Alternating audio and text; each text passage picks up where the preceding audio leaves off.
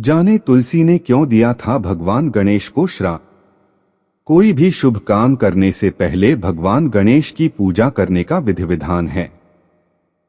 भगवान गणेश को विघ्नहर्ता कहा जाता है। इसलिए कोई भी मांगलिक कार्य शुरू होने से पहले भगवान गणेश की पूजा की जाती है, ताकि सभी काम बिना किसी बाधा के संपन्न हो सके। ऐसी मान्यता है कि भगवान शिव और श्रीहरि विष्णु ने भी अपना काम पूरा करने के लिए भगवान गणेश की पूजा की थी।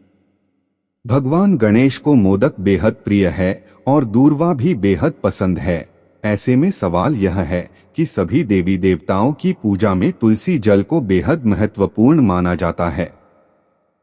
इसके बिना भोग अधूरी मानी जाती है। लेकिन भगवान गणेश के भोग में आखिर तुलसी जल का प्रयोग क्यों नहीं किया जाता है? तो आइए इस वीडियो में जानते हैं। वीडियो पसंद आए तो चैनल को लाइक शेयर सब्सक्राइब जरूर करें। पौराणिक कथा के अनुसार ऐसा कहा जाता है कि एक दिन भगवान गणेश गंगा किनारे तपस्या में लीन थे। उस समय कन्या तुलसी भी गंगा तट पर अपने विवाह हेतु तीर्थ करते करते वहां पहुंच गई। इस दौरान तपस्या में लीन भगवान गणेश रत्नजड़ित सिंहासन पर बैठे थे।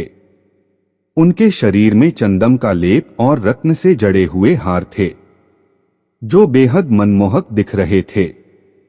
तभी अचानक तुलसी की नजर उन पर पड़ी और वह भगवान गणेश के प्रति बेहद आकर्षित हो गई। ऐसे में तुलसी जी ने भगवान गणेश को तपस्या से भंग कर दिया और उन्हें विवाह का प्रस्ताव दिया।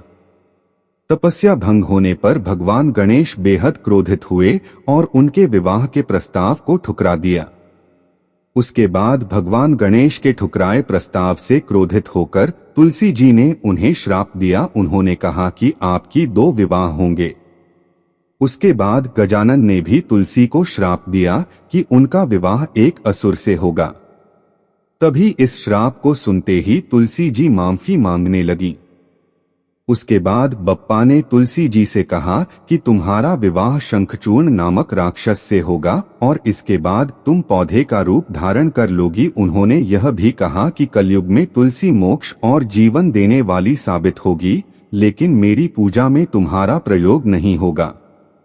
इसलिए भगवान गणेश की पूजा में तुलसी का प्रयोग नहीं होता है। हिंदू धर्म में तुलसी सबसे पवित्र मानी जाती है और इसका इस्तेमाल भी पूजा सामग्री में किया जाता है। वहीं भगवान विष्णु को तुलसी बेहद प्रिय है। उनकी पूजा बिना तुलसी के अधूरी मानी जाती है।